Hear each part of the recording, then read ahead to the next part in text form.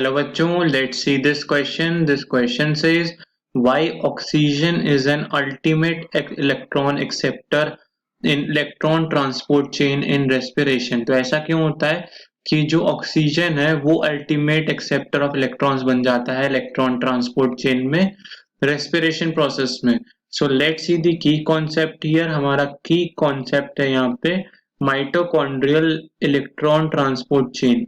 Mitochondrial electron transport chain. Electron transport chain इसमें क्या होता है कि this is known as ETC. ये क्या है? ETC electron transport chain. ये क्या है? मेटाबॉलिक पाथवे है. This is a metabolic pathway. Metabolic pathway जिसमें क्या होता है, इसमें क्या है, this is a metabolic pathway in which electrons flow from one carrier molecule, one carrier complex to another carrier complex. इसमें ये सारे होते हैं. इन सब में क्या होता है? कोएंजाइम्स का ऑक्सीडेशन हो रहा होता है. ऑक्सीडेशन रिएक्शंस हो रहे होते हैं यहाँ पे. सो लेट्स सी कि होता क्या है माइटोकॉन्ड्रियल इलेक्ट्रॉन ट्रांसपोर्ट चेन में. सो this is our mitochondrial electron transport chain, जिसमें क्या होता है माइटोकॉन्ड्रिया के अंदर जो मैट्रिक्स होता है वो दिस इज पार्ट दैट. फिर यहाँ क्या है? Inner mitochondrial membrane. Inner mitochondrial membrane हमें पता है mitochondria is a double membrane bound organelle. So this is an inner mitochondrial membrane. और आउटर और इनर के बीच में there is inter membrane space. तो इस इंटर मेम्ब्रेन स्पेस में प्रोटॉन्स आते हैं. होता क्या है कि ऑक्सीडेशन से स्टार्ट होता है. Here we have see NaDH plus H plus ion. ये क्या हुआ? ऑक्सीडेशन हुआ NaD प्लस आयन में, और दो प्रोटॉन्स क्या हुए फ्रॉम मैट्रिक्स टुवर्ड्स FMN के थ्रू ये कहाँ गए? इंटर मेम्ब्रेन स्पेस में चले गए. देन उसके क्या हुआ? दो इलेक्ट्रॉन्स ट्रांसफर हो गए through FES to ubiquinone. Coenzyme Q को ट्रांसफर हो गए. यूबिक्विनोन का क्या हुआ?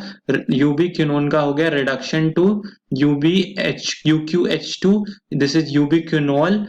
तो उसने भी क्या किया? दो प्रोटॉन को इंटरमेम्ब्रेन स्पेस में पहुंचा दिया from matrix. This is in complex 2. फिर इसने भी क्या किया?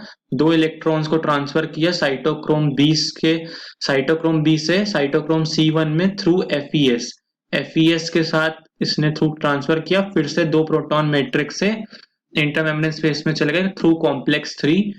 देन साइटोक्रोम C1 से दो इलेक्ट्रॉन साइटोक्रोम C के थ्रू साइटोक्रोम A1 से साइटोक्रोम A3 में गए. And this is carrier complex 4. तो हुआ क्या कि हमारे क्वेश्चन था कि why oxygen is an ultimate acceptor of electrons in electron transport chain in respiration. तो दिस यहाँ पे जो कैरियर कॉम्प्लेक्स 4 था, यहाँ पे क्या है? ऑक्सीजन प्रेजेंट है. As we can see this is half O2. ये क्या करती है? हाफ O2 दो प्रोटॉन के साथ मिलकर ये बनाती है water. This is metabolic water. तो ये पानी जो बना रही है, ये जो हाफ O2 थी, ये प्रोटॉन से मिलकर वाटर बना दिया. तो अब जितने भी H plus ion intermembrane space में गए वो अब क्या करेंगे? ATP सिंथेसाइज करेंगे. तो क्या होता है कि ये जितने भी लास्ट ये जो टू इलेक्ट्रॉन्स थे, फाइनली क्या हुआ? उसको ऑक्सीजन ने ले लिया. सो हेंस क्या हुआ कि इसीलिए कहते हैं why oxygen is an ultimate acceptor of electrons, क्योंकि वो क्या कर रही है? ऑक्सीजन इलेक्ट्रॉन लेकर के पानी बना दे रहा है, इसीलिए उसको अल्टीमेट एक्सेप्टर कहा गया है. So this was our basic process. Aerobic respiration का प्रोसेस था. एरोबिक रेस्पिरेशन में हुआ क्या कि पहला स्टेप था ग्लाइकोलिसिस, जिसमें क्या हुआ? ग्लूकोज मॉलिक्यूल आया. ग्लूकोज मॉलिक्यूल ने उसको क्या बनाया? पायरुवेट बनाया ग्लाइकोलिसिस के थ्रू. दिस ग्लाइकोलिसिस क्या हुआ? पायरुवेट का ऑक्सीडेशन हुआ, वो गया TCA साइकिल में. TCA cycle is Krebs cycle. TCA cycle से वो कहाँ गया? माइटोकॉन्ड्रियल इलेक्ट्रॉन ट्रांसपोर्ट चेन में. Electron transport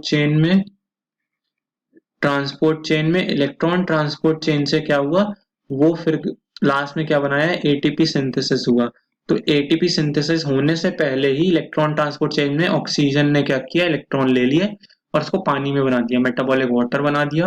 hope you all understood this question well. Best of luck, thank you.